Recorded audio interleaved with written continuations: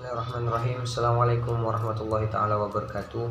Alhamdulillahi nahmaduhu wa nasta'inu wa nastaghfiruh wa na'udzu billahi min syururi anfusina wa min sayyiati a'malina may yahdihillahu fala mudhillalah wa may yudlil fala hadiyalah.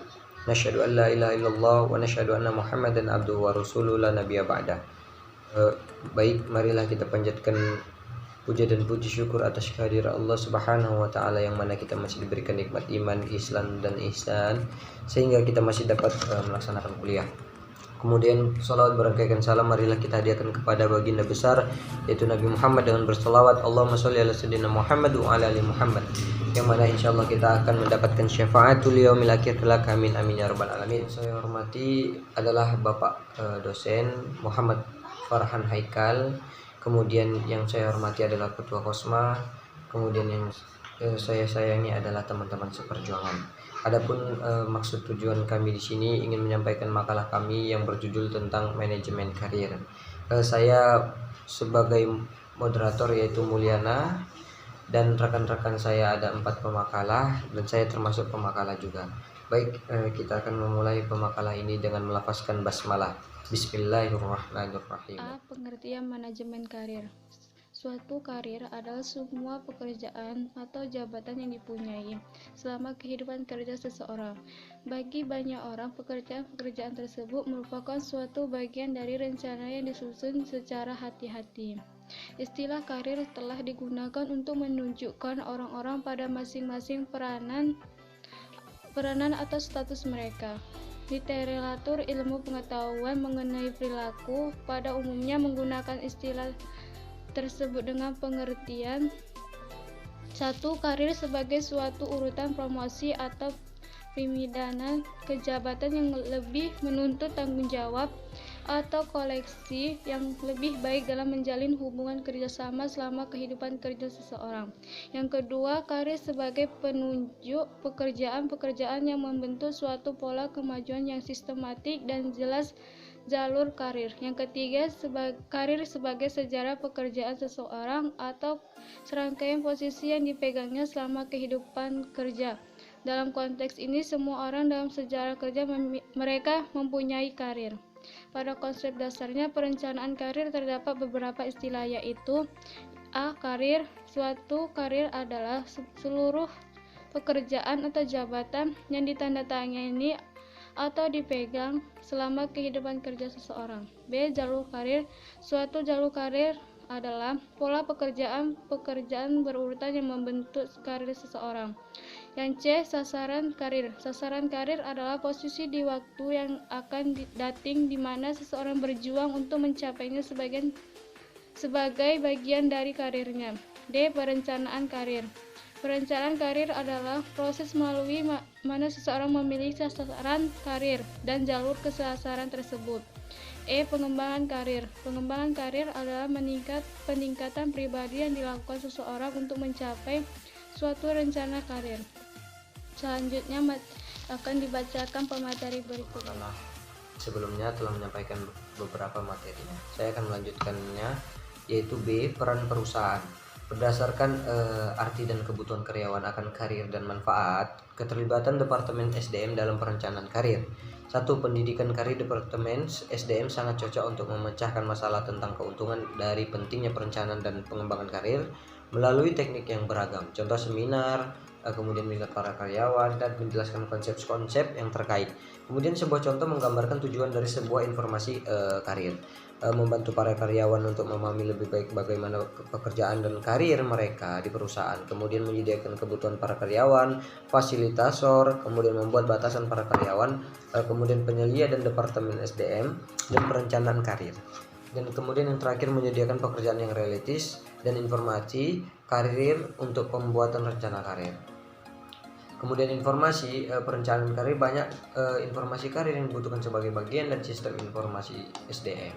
Yang ketiga adalah bimbingan karir untuk membantu para karyawan mengembangkan tujuan karir dan memperoleh alur karir yang tepat. Departemen SDM menawarkan bimbingan karir. Konselor karir adalah seorang yang mampu dan bersedia mendengarkan minat para karyawan dan menyediakan informasi-informasi tentang pekerjaan. Mungkin demikian itu saja dari saya. Lebih kurang saya mohon maaf. Silahkan dilanjut oleh pemakalah berikutnya. Terima kasih. Baik, di sini saya akan melanjutkan pemaparan makalah dari rekan saya, yaitu manajemen karir dalam perspektif Islam. Nabi Muhammad SAW bersabda, sesungguhnya Allah Subhanahu wa taala mewajibkan perbuatan yang dilakukan dengan baik dalam segala hal. Jika kamu membunuh binatang, maka bunuhlah dengan cara yang baik. Dan jika kamu menyembelih binatang, maka sembelihlah dengan cara yang baik pula.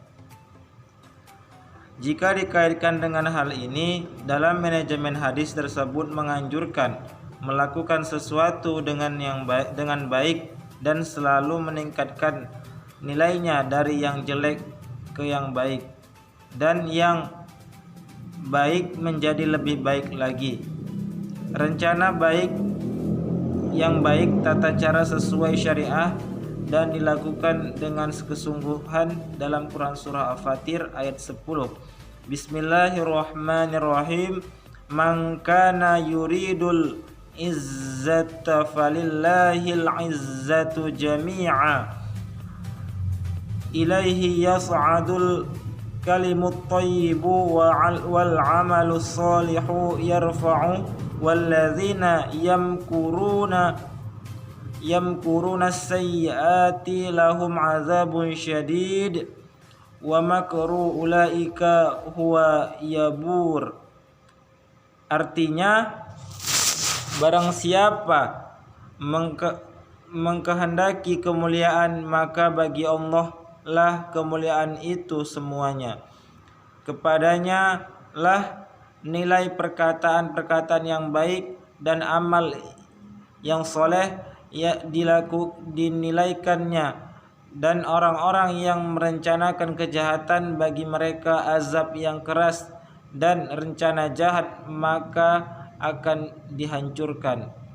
Selanjutnya Quran surah Al-Isra ayat 13 sampai 15. Bismillahirrahmanirrahim.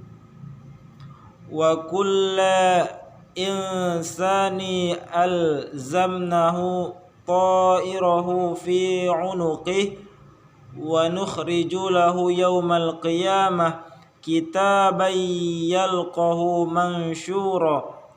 Iqra kitabak kafa binafsikal yawma 'alaika hisaba. Man ihtada fa inna ma yahtadi li nafsi wa man dhalla fa inna ma yudhillu 'alaiha wa la taziru waziratu wizra ukhra wa ma kunna mu'adzibina hatta nab'atsa rasula. Artinya, dan tiap-tiap manusia itu telah kami tetapkan amal perbuatannya, atau sebagaimana ditetapkan kalung pada lehernya, dan kami keluarkan baginya pada hari kiamat sebuah kitab yang dijumpainya terbuka. Bacalah kitabmu, cukuplah dirimu sendiri pada waktu ini sebagai penghisap terhadapmu. Barang siapa yang berbuat sesuai dengan hidayah Allah, maka sesungguhnya dia berbuat baik untuk keselamatan dirinya sendiri, dan seseorang yang berdosa tidak dapat memikul dosa orang lain, dan kami tidak akan mengazab sebelum kami mengutus seorang rasul.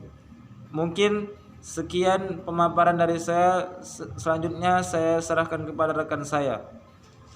Assalamualaikum warahmatullahi wabarakatuh. Perkenalkan, nama saya Khornadaya, NIM 0113191009. Saya dari PMIA. Saya akan melanjutkan materi dari rekan saya, yaitu menurut Taufik dalam dalil fi idorat amli dari ayat di atas dapat dipetik beberapa nilai sebagai berikut. Yang pertama yaitu semua manusia bertanggung jawab terhadap dirinya sendiri. Yang kedua itu pada hari kiamat manusia akan mendapat mensyaratkan buku catatannya terbuka. Yang ketiga itu dia diminta untuk membacanya sendiri. Yang keempat, menghisap kesalahannya sendiri sebelum dihisap pada hari kiamat. Dan yang kelima itu karena itu seseorang harus menentukan dari sekarang apakah dirinya akan berjalan sesuai dengan petunjuk sehingga selamat, atau menyesatkan dirinya sehingga menjadi sesat. Berbuat dan beramallah setiap hari sesuai dengan apa yang diinginkan dalam catatan amal ibadahnya. Yang keenam itu tanggung jawab sifatnya personal, yang dimana seseorang tidak akan memikul dosa yang diperbuat oleh orang lain sendiri. Dan yang ketujuh itu standar yang digunakan dalam penilaian harus dipublikasikan dan disosialisasikan terlebih dahulu sesuai dengan pedoman kerja yang dibuat oleh administrasi. Nah, yang kedelapan itu saksi yang telah dijatuhkan terhadap orang yang melanggar tidak memerlukan tinjauan ulang, tetapi harus ada petunjuk atau pengumuman terlebih dahulu. Nah, yang kesembilan itu selama catatan yang dilakukan itu terperinci, penilaian pun akan lebih adil. Nah, dengan demikian proses perencanaan memungkinkan SDI, yaitu sumber daya insani, mengetahui tujuan karir dan jenjang yang mengarah pada pencapaian tujuan perusahaan tersebut. Nah, kemudian melalui aktivitas pengembangan SDI dapat memilih cara meningkatkan dirinya sendiri dan menentukan tujuan karirnya.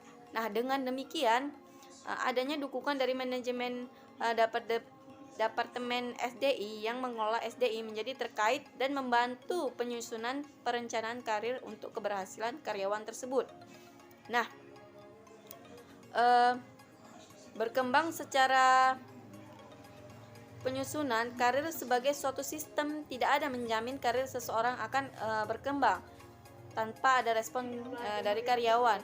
Akan tetapi setidaknya lebih baik ketika peluang muncul dapat dimanfaatkan oleh karyawan yang berminat tersebut. Terima kasih, mungkin itu dari saya. Assalamualaikum warahmatullahi wabarakatuh.